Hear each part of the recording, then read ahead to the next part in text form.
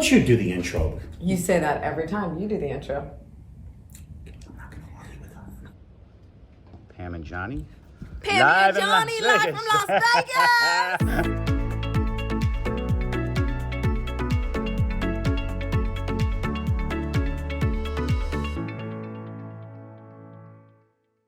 Hello, everyone, and welcome back to eXp Live from Las Vegas. This is episode 12, season 2, episode number 2, and I am with the one. We have a season?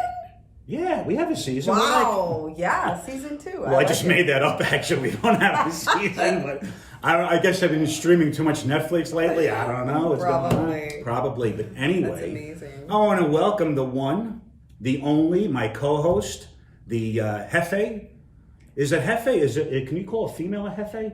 I don't want to get into the whole female. El Jefe? El Jefa? El Jefa. Pam Jungie. Hi, Pam.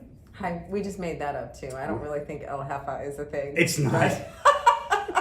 El Taka, I don't know. Anyway, it's good to be back. Hi, John. Isn't it? How are you? I'm doing great. That's awesome. Thank you for asking. And how about you? Good. I hear you're all settled into business brokering and things are going gangbusters. I am. I'm also into business brokering. Things are going really well. It's super cool. Like, I want to sit here and talk about everything that you're doing and you're selling and all the businesses that we're involved in, but I can't. But no, you can't. I can't talk about it. Because you can't talk about it. So we're going to talk about something else. We're going to talk about something that is top of mind with every real estate agent in America, anybody who's looking for a home in America right now. So we're going to talk about how to get an offer accepted / buyer fatigue. And how to combat buyer fatigue. How to combat buyer fatigue. And there is absolutely 101. No one, and I mean no one, and I say this sincerely, that handles this better and that has a grip on it better than the young gal sitting to my right. Aw, thank you, sir. Because that's what happens when you've been doing this for 30 plus years, even though you look like you're not even 30. So. And what did you say, like buyer fatigue, it crosses all realms of real estate, right? I don't care if we're talking residential, commercial. Mm-hmm. I mean, look at all the investors with all the dry powder sitting on the sidelines. So it's true. like they're afraid to sell properties because what are they going to purchase, right? Yeah. And it doesn't matter which state you live in, which city you live in, it's applicable all across the board. Yeah, right? it's happening everywhere, right? Yeah. So, buyer fatigue is a thing, regardless of what realm of real estate that you're purchasing in. So I think for the purpose of this podcast, maybe we'll keep it like heavy residential. Okay. I like that idea. I believe in homeownership. Mm-hmm. It makes me sad when mom and pop are getting beat out by these hedge funds and these asset companies. It does. It really does. Yeah. I don't want to see home ownership become, David and Goliath again. For the elite. Yeah, for the elite, right? Think about it. You hit the nail right in the head. What do you always say? Home ownership, it's the American dream. It brings families together. It is the basic foundation to raise a family. Basic foundation to raise a family. So if some nameless, faceless corporation will continue to buy these properties, these hedge funds and investors, it pretty much is the antithesis. Sure, they can rent them to mom and pop for a modest $2,500 a month. Wow, rents are going crazy, out of control. So let's go over, because this advice is going to be valuable. What do you think is the first step in terms of being able to get an offer accepted, first steps. Handle buyer fatigue? Yeah. So many first steps, and thank God we've got a whiteboard over there with some notes that I can cheat on. So we when do. I'm going like this, I'm looking at the whiteboard. And if I'm looking like this up in the air, it means I'm looking at the whiteboard too, because hey, I forgot what the hell I just wrote. But anyway, so let's start with numero uno. Number one, first and foremost, you must attach yourself to a great real estate agent. Mm-hmm. Okay, so if you're out there attempting to buy a home, sometimes it's enticing to think that because you can find properties online, it means you can negotiate properties on your own. They're two completely different beasts and different animals. So a real estate seasoned professional knows all the ins and outs, the nuances of contracts, understands how to get offers accepted, and contractually how to do that. We just lost light. The ghost turned the lights off, but it's okay. The ghost will turn it back. Come on, ghost, turn the lights back on, will you? Da-da-da! There they are. And if you are a real estate agent, represent your client to the fullest. It's easy to get fatigued when you're throwing offers out there. However, first and foremost, the intake conversation seems to be a thing of the past. And it kind of it's depressing, it's upsetting that now, because of the day of technology where people can email and text message like, hey, how have you been? I'm looking for a house. Great, what are you looking for? Let me set up a flash. There is no communication in so that. true. It's really, there's no communication in that. Have a traditional intake conversation, right? Find out the wants and the needs. Take the time to actually get that person qualified, right? And then set expectations, whichever side you're on. You have to set expectations of exactly what this looks like, because it's very different than it was a couple years ago. Now, what right? do you, when you say set expectations, Pam, what specifically do you mean by that? Okay, there's a couple things. So let's start with getting qualified. So if you're not a cash buyer, I'm just gonna tell you, you're a B class buyer. You are a sub-credit buyer if you're not a cash buyer right now. Yeah. It sounds awful. It does doesn't sound it? awful, but you know what? Sometimes you got to rip the Band-Aid off instead of taking over gently. And you know what? There'll be a time when the tables turn, but right now, that's excellent advice. Right. So you figure out the kind of financing and your ability to purchase, right? Now, there's ways of getting super creative. Maybe you don't think you're a cash buyer, however, you could be. People are borrowing from their IRAs for short term, going in, purchasing homes cash, and then just paying the money back. Right. By able to refinance afterwards. Or so there's creative ways to become a cash buyer. Yeah. If that is not the case for you and you're going to purchase with financing, there's some really important things to keep in mind. First of all, never ever ever in this market search at the top of your qualifying. Right. Yeah, but right. Right. If you're pre-approved for $500,000, maybe look for a home that's about $400,000 to $450,000. Is what you're saying? Absolutely. Makes a lot of sense. Right? Yeah. Because you're going to have to leave room for an appraisal delta. So what do we mean by an appraisal delta? I have no idea. This is the first time I've heard you use the word delta. Have you been taking economics classes I without know, me? right? Anyway, go ahead. Leave room for an appraisal delta, because what's happening right now is that offers are going so far over list price, so far over appraised value, right? So let's even back up for a second, right? There's appraised value and market value. Are they the same? What are they? What's the appraised value? Well, the appraised value is what the appraiser thinks that the home is actually worth. Now, the market value is what based on historical compilations. data. Correct, and the market is what the market value is what's going on right now at this moment. It's what a buyer's willing to pay for What it. buyers want to pay for it. Absolutely, 100%. So you want to leave some cash on hand to pay the delta between the appraised value and the purchase price, because I guarantee you there's going to be one. Yeah, right? for sure. So you never search at the top of your qualifying range, because you're going to have to leave some wiggle room in there to pay over and above. Now, how do you navigate that with a client that has, in their mind, okay, I'm approved for $500,000. Let me look for a $500,000 house. Like, how do you handle? It's a little bit. So the first, let me tell you how I handled that. Please. The first conversation is, back in the day, we used to say, let me look at the comps so we know what to offer, right? It's still kind of the case, okay? You're looking at comps differently. If you're the agent and you're not doing these two things, you're doing your client a disservice. Number one, when you're looking at the comps, sure, you're looking at what you think the house is going to appraise for, because if somebody's getting financing, that's a huge part of the equation, right? Absolutely, of course. I need to be really certain what I think this property is going to appraise for, so I know how much cash they're going to have over and above that. Right, not to interrupt you, but one valuable tip among the many that you've given your team over the years is that contact other agents who have sold homes in that subdivision and similar properties, find out what the property is appraised for. Well, find out what they appraised for, and if they're in escrow right now and they're going to be closing soon, meaning during the time that you think before your appraiser might get out there, and then they will become a hard comp, see if you can get a little information out of that listing agent and find out where that appraisal came in, because the market's moving so quickly right now. It could be supportive in your client having to come up with less cash for the delta, because it's probably going to increase the appraised value, right? Correct. And so sometimes you can even navigate like, hey appraiser, give me 2 more days. I just need that deal to close, right? Yeah. Just give me 2 more days before you go out there. I need that deal to close, and we're golden, right? So if you're an agent and you're not doing that, data mining the most current information you can on properties that are in escrow, closing soon, and figuring out exactly what you think that property is going to appraise for, you're doing your client a disservice. Second of all, when you're running comps, it's more about trying to determine what the average percentage is that the houses are selling for over ask price. And we're finding, what are we finding right now in our market anyway? Typically about 10% over? Around 10%. I'm going to say anywhere between 7 and 8%, depending on the actual subdivision in the area, right? Which is twice as much as last year. Yeah. So when you're running your comps, go into that subdivision and actually put pen to paper and figure out what is the percentage that houses are going over.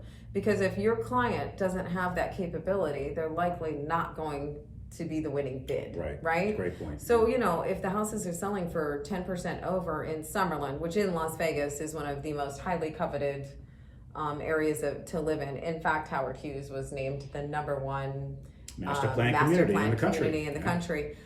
So yeah, in Summerlin, it's nothing to see a well-kept, remodeled home selling for at least 10% over asking, regardless of what the value is. Doesn't matter, right? It doesn't even matter. Yeah. So you have to have a game plan in mind, right? You have to know, okay, how deep am I gonna have to go, right? Yeah.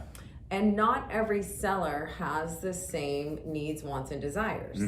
Right? So before you're writing that offer, now you've got all the information on the property and how far you think you're going to have to go, what your buyer's capabilities are cash-wise. We've even had a buyer named to be undisclosed where, the guy has over $100,000 in the bank. He's financially stable, A+ paper. Great career. Yeah, we had to move him down from putting 20% down to putting 5 or 10% down in some cases, so he could reserve his cash to pay the difference between the appraisal and the purchase price instead of down payment, which in essence, it does become down payment, right? Correct, yeah. Exactly. It's a great point. So don't let the 20% down get into your head. If you're in that type of situation, act accordingly. Yeah, restructure the offer such that you can prove the cash on hand.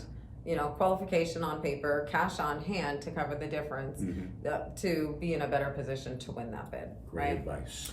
And then talk to the listing agent, find out the seller's motivation, right? So important. Sellers are motivated by one of two things. What do you think they are? Money. Exactly. This is the Italian, I think it's the Italian signal for money. Well, not signal, but whatever, you know what I'm saying. Anyway, is it it's not this. Anyway. It's not this. Not this. No, anyway, get it. Money. Who's going to put the most cash in my pocket? Right. Honestly, they don't want to hear the love letters.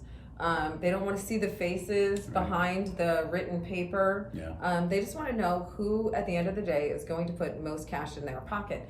Now, that seller is not always motivated by a cash offer. No, sometimes, and I had this conversation with a client this morning. They want to sell to somebody who's local. They don't want to sell to an investor. Okay. Well, that would be like a touchy-feely seller. Yeah. Touchy-feely. Yeah, that would be a touchy-feely seller for sure. However, they usually only have two motivating factors. One is money. Right. The other is time and surety of close. Correct. Right. Maybe they've found their next dream home. Right. So they just want to make sure whoever buys their house is actually closing the deal. Right. They might be more enticed to take an all cash offer. Right. So when you're representing that buyer, when you are that buyer, you're going to the seller, you're finding out the motivation so that you can write that offer accordingly. Yeah. You want to hand the seller everything you can on a silver platter. We're doing free rent backs. I despise post-possession. The first thing you taught me, do not do lease backs, but you know what? Today it's actually a valuable tool in the arsenal if you're trying to get a deal done. It's a valuable tool. And not only that, it supports families in making the moves. Correct. Right?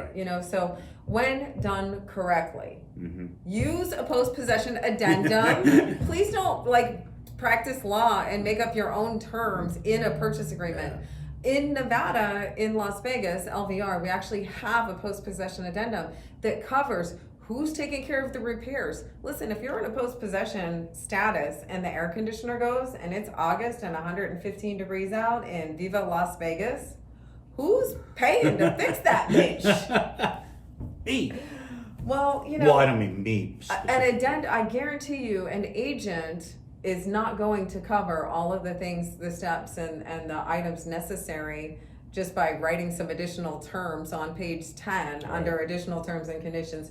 Use your post-possession addendum. Protect your client. Make sure, as the buyer, make sure you're getting protected. Insurance.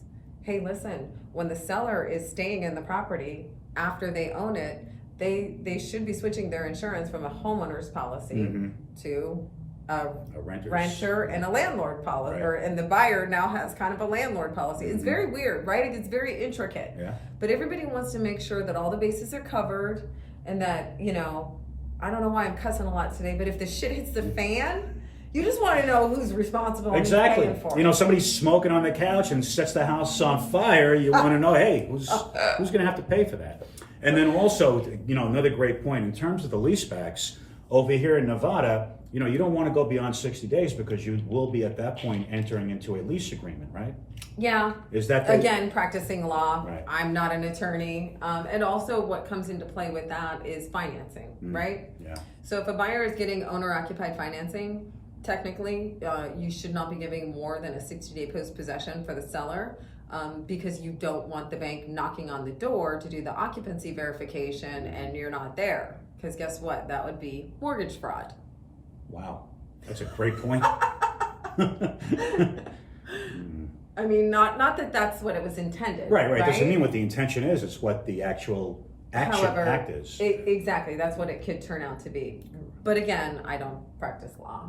I just play an attorney on TV. She was in season 6 of Law and Order. She played D.A. Jungie. She lost the case and then went into private practice and decided to become a real estate agent. Wow, I lost the case? Well, you didn't lose it. All right, she didn't lose the case. Yeah, you lost the case. Okay. But damn it was a learning lesson, and you went on to Law and Order SVU and all the other spinoffs, so obviously you did something right there. Yes, thank you. You're welcome. What other little tips and tricks do we got? Oh, if you're a buyer, look at the dogs. I mean, literally, like, there's this house on the market right now. It's a sleeper. And I keep wondering why nobody's buying this little condo. It has emerald green carpet. Do you believe that people are so lazy, they don't want to change carpet? Can you imagine? It's a great floor plan. Right. I mean, like, there's nothing wrong with this little place. It's just that HGTV has just wrecked home buyers. Everybody, really, you have to, once again, it's all about having the expectations, right? You set the expectations of the agent. As a buyer, you have to have expectations too. Yeah. And you know what? If that emerald green carpet ain't cutting it, is that really going to deter you? If that emerald green carpet means you are going to have less competition in front of the seller, you might want to get a carpet.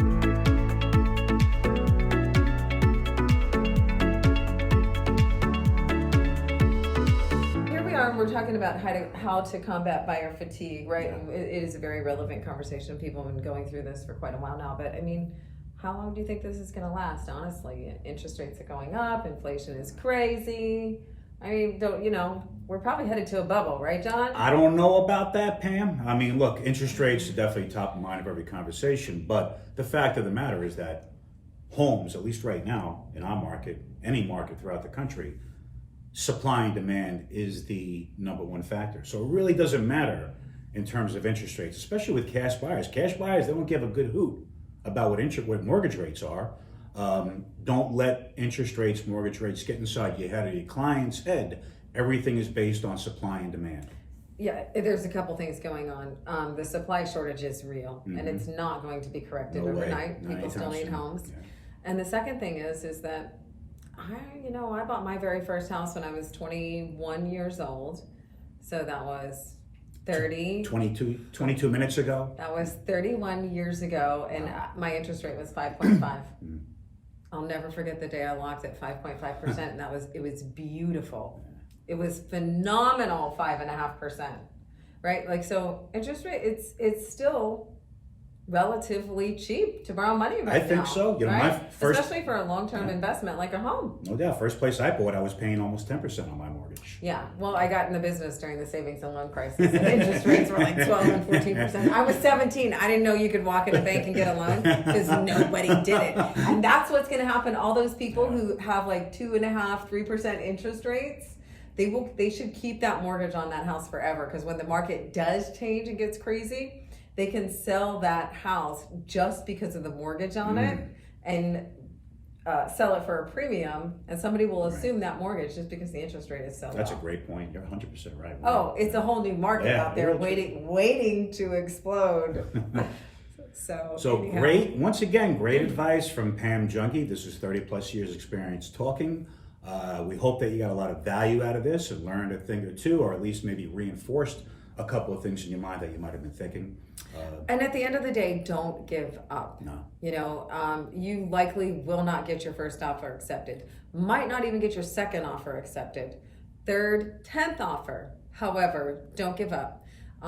Keep putting your best foot forward. Keep putting yourself out there and making offers, and eventually you will get into a home. And engage with the other side. Yeah, Find out important. What makes them tick. Most agents don't do that. Be the agent that does. All right. Peace, guys. Cool. Oh, we need a joke. Oh my God, we need a joke. And do I have a bad one today? And if I can make Pam laugh at this one, anything is possible. So a priest. Test me. A priest is driving, gets pulled over by a cop. Cop pulls him over, goes up to the window, says, "Sir, can I get your license and registration?" "Is that a bottle of wine in the seat next to you?" Priest says, "No." Cop says, "Let me see it." Priest hands over the bottle of wine to the cop. Cop takes a whiff of it. He says, "What's in this bottle, Father?" "Water." He goes, "I'm not smelling water, I'm smelling wine." "God, you did it again." Anyway, during Lent, I'm probably going to go to hell for that one. But I'm sure I'll run into a few real estate agents down there when I'm there. Anyway. A few. Anyway. Peace, and we'll see you for episode 3 of apparently season 2. Yep. Catch you guys later.